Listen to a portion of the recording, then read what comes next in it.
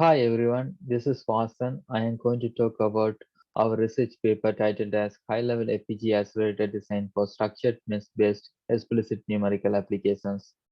This is a joint work with my supervisor Gihan Mudalihe from University of Warwick and others, Isfan Regli from PPC Hungary and Suhaib Fahmi from House Saudi Arabia. The aim of this work is to study suitability of FPGAs for HPC applications and if it is suitable, finding the amenable set of applications for FPGA implementation. For this purpose, we use stencil solvers and many of the previous works also implemented stencil applications on FPGA, but our main target is to study suitability of FPGAs for realistic applications.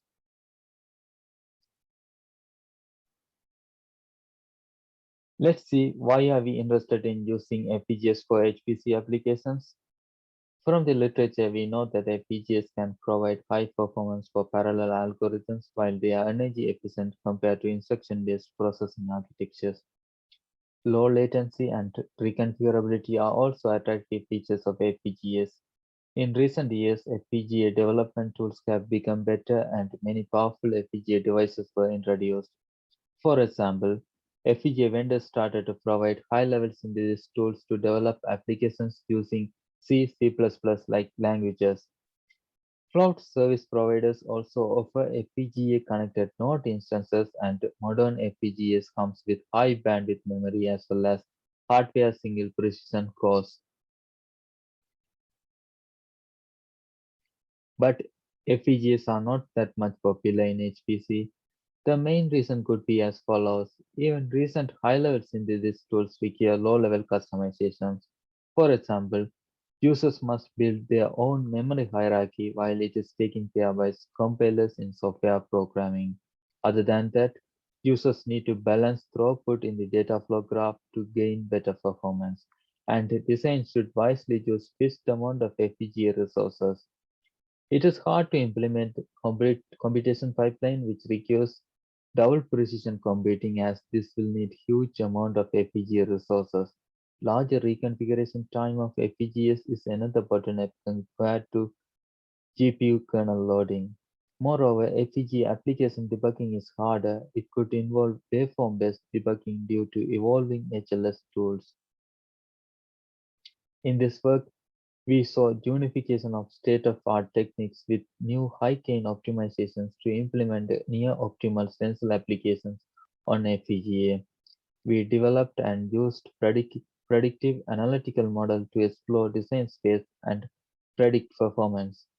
We provide detailed performance comparison of three representative applications implemented on modern stylus FPGA and on industry-grade NVIDIA GPU. Unlike to the most of the previous work, our tests include higher order 3D realistic application with multiple stencil loops operate on vectored elements. Results show the matching performance and over 50% energy saving on FPGA. So, having looked at motivation and challenges, this talk will be organized as follows. We are going to look about explicit scheme-based stencil solvers. Thereafter, we will look on primitive design for simple stencil application. Then throughput optimization such as vectorization and iterative loop unrolling for primitive design. We reason about performance and resource consumption of the stencil designs for FPGAs. Then we will look further optimization such as spatial blocking and batching for realistic applications. Then experimental results of our strategy using three representative applications.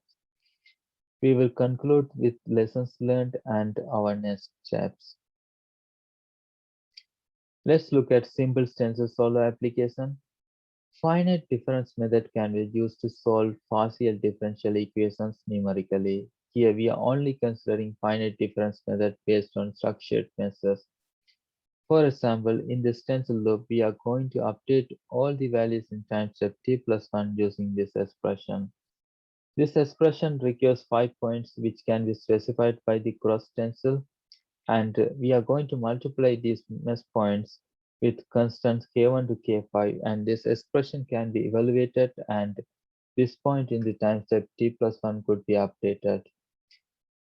We can see that all the mesh points in the time step t plus 1 could be updated in parallel as there is no dependency. This kind of scheme is called as explicit numerical solvers. This is a naturally parallel application suitable for implementation on FPGAs as well as many coprocessors. Let's look on primitive design for simple stencil application on FPGA. In higher level, read module will read data structure for the time step t from the memory and write module will write to the data structure for time step t plus 1 in memory. First in, first out buffers are used to connect compute module with read module and write modules. Data flow path of compute module is designed such that elements specified by the stencil will appear in registers. Elements between two stencil points will be buffered using cyclic buffers, which can be implemented using on-chip memory like VRAM or DRAM. This technique is called as window buffering. Stencil computation unit represent the circuit for this stencil arithmetic computation. This is where most of the DSP units will be utilized. Here we can see that perfect data reuse is achieved as we only read a mesh point once, even though stencil requires 5 points for each update. Let's look at vectorization. We can improve performance of the primitive design by updating many points in parallel. This diagram illustrates data path for updating two mesh points in parallel, essentially a design with vectorization vector 2. This optimization is also called as cell parallel method. Data path is almost same like primitive design and number of mesh points need to be buffered is also same. Hence no additional on-chip memory required, but higher width data path will demand more external memory bandwidth. Let's look at another optimization where multiple iterations are executed in parallel called as iterative loop unrolling. Here, instead of feeding the output of compute module 1 to the write module, we can feed results to another compute module, essentially computing consecutive iterations in parallel. This diagram illustrates the data flow in compute modules which are calculating the iterations k and k plus 1. In this way, cascading many compute modules, we can do many iterations in parallel. Since data path, which is similar to primitive design, it doesn't demand more external memory bandwidth, but FPGA resource requirement is proportional to number of compute modules. Let's look at estimating performance of the architectures we have already discussed. We can directly calculate latency for a compute module to loop through a mesh. Since we are padding rows such that it is multiple of vectorization factor b, clock cycles required to calculate a row of size m will be as C log m over b. For a mesh with height n, there will be n rows and we must multiply this with n to get the latency. Other than that, there is a pipeline latency of 1 rows between input point and output point in compute module. For example, stencil of order d, here d is the height of this stencil minus 1, latency will be d by 2 rows. Hence, pipeline latency for a design with p number of compute module is p into d by 2 rows. Since we are doing p iterations internally in a block, the total and in total we have to do n item number of iterations and we have to do n item by p number of blocks. Hence, the total number of clock cycle required to process a 2D mesh will be as in clock's 2D equation. Similarly, latency for the 3D stencil applications can be calculated in 3D cases. Differences inter-compute module pipeline latency is d number of planes. This model achieves more than 85% of accuracy for all the test cases we did. Let's see the resource requirement for the designs we have discussed so far. We only model key FPGA resources for a stencil application. Stencil expressions evaluated in stencil computation unit requires DSP units, and let's say each stencil computation unit requires GDSP number of DSP units. There will be P into V number of stencil compute units, hence total number of DSP requirement as follows in the FPGA DSP. We have seen that each compute module should buffer D into M amount of mesh points for a 2D application. Designs with P number of compute modules will require FPGA 2D amount of on-chip memory, and for 3D application, it will be as in this. Here, K is the data type size. And other key resource is the external memory bandwidth. It should be higher than demand of the data path. This equation represents bandwidth requirement of the data path. The designs we have discussed so far suitable for medium-sized meshes, but realistic applications operate on tiny meshes like 50 into 50 as well as very large meshes like 20K into 20K. According to our resource model, if mesh size is very large, we will run out of on-chip memory. If mesh size is small, then we will not utilize compute module pipeline effectively. Let's look on further optimizations to address these cases. Let's first look on spatial blocking optimization. Larger meshes can be solved by smaller blocks which doesn't require huge on-chip memory. Implementation on FPGA is a bit complex as blocks need to be overlapped. Because update along the boundary of the blocks are not valid. Here in this point, we don't have contribution from this mesh point. This overlapping or redundant computation region is proportional to stencil order or iterative loop unroll factor. We can reduce the redundant computation by having smaller iterative unroll factor and having larger block sizes. We can increase the throughput by having higher possible vectorization factor. The main challenges in this design are getting better external memory bandwidth due to smaller non-continuous transfers and avoiding invalid mesh point updates in the memory. Let's look on optimizations for smaller grids. We have seen that compute pipeline latency is one of the main components in the performance calculation. This diagram illustrates the operation time of the modules. We can see that significant idling of compute modules due to intercompute module pipeline latency. Here we can see that module 2 is idle for this amount of time. We can calculate the clock cycle required to update a mesh points in order to find influencing mesh parameter. In this expression, we can see that if n or height of the mesh is large, then we will get better performance.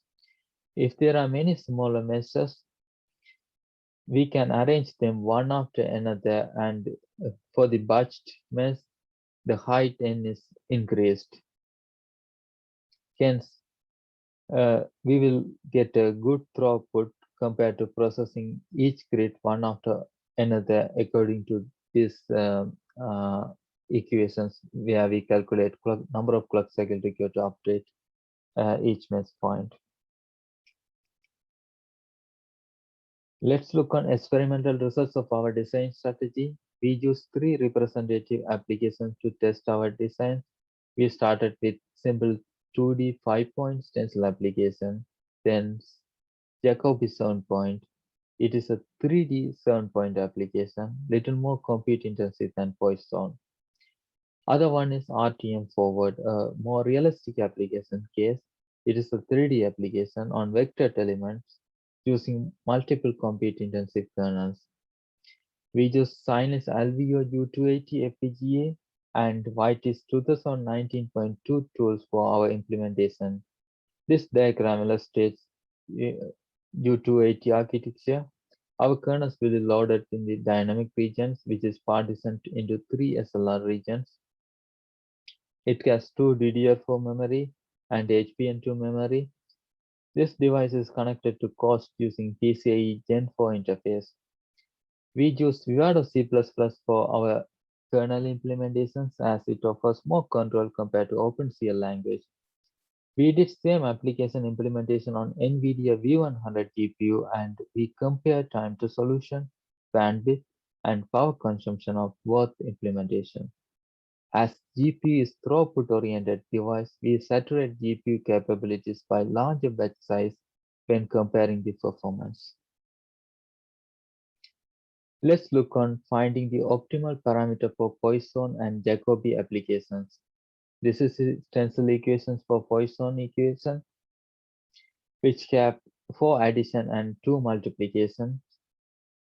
This is the stencil expression for the Jacobi, and it has 7 addition and 6 multiplications. We can now calculate GDSP in the resource model for these applications. Let's first estimate vectorization factor V for batch designs. As we were intended to use only 2 ports of HBM memory to avoid routing congestion, V equal to 8 will not demand more bandwidth than provided by 2 HBM ports. Now we can calculate iterative loop unroll factor P based on available on-chip memory as well as DSP units. It is 68 for the Poisson and 28 for the Jacobi. For the Poisson, we can use the same compute pipeline as tile size is large. We still get a good valid ratio of 98.5%. But we must modify pipeline for the Jacobi to get better valid ratio like 98.4. For this, we decrease the iterative loop unroll factor to 3 and increase the vectorization factor to 64. Let's look about performance of the Poisson application. In the baseline, we can see that FPGA is much faster than GPU. This is because GPU is not saturated. In the batched version, we see GPU's performance becomes better, but still FPGA is faster than GPU. We do larger meshes like 20K into 20K using special blocking technique, and we see that FPGA is faster in this case also. Here we can clearly see that when tile size increases, the performance also increases. This is because when large tile size reduce the redundant computation. In all 3 cases, our predicted runtime closely matches with the actual runtime. Effective bandwidth of the GPU goes around 560 gigabytes per second, and its theoretical maximum is 900 gigabytes per second. It seems performance of the GPU is bandwidth limited. U280 reaches around 900 gigabytes per second because we are doing many iterations in parallel. When comparing the energy, we can see that FPGA saves over 75% of energy consumption. Let's look about performance of Jacobi 7-point application. Here we can see GPU is fast at even baseline. In the batch case also GPU is faster. In both cases our prediction closely matches with the actual runtime. Here our predictions slightly deviated, but still we are getting over 85% accuracy. We believe that it is due to lower memory performance due to smaller tile sizes. When considering the effective bandwidth, again GPU reaches similar bandwidth as Poisson. Here also it is bandwidth limited. Effective bandwidth of FPGA dropped to 426 because of lower iterative loop unroll factor, as it requires higher number of DSP unit. But again, FPGA is energy efficient, around 50% of energy saving on FPGA. RTM forward is a complex application than previous two. Here 8th order 25-point stencils are used. These stencils operate on vectored elements. Following equations represent the stencil loops need to be executed in single iteration. Here we do two specific optimizations. First, we fuse loops to reduce the kernel count from 8 to 4. K1 and T loops can be fused. Similarly, K2 and T. We did data flow graph modification to instead of calculating y at the end, we update new y while calculating K1 to K4. Both optimizations reduces the complexity as well as saves external memory bandwidth. When it comes to FPGA implementation, we have seen that there are three SLRs in U280 and we must avoid kernels spanning multiple SLRs. Hence, we must put all four kernels in one SLR and replicating them in other SLRs, essentially unrolling the iterator loop 3 times. We didn't do vectorization as resources are not enough to do. We didn't do spatial blocking as our model predict we will not get a decent performance.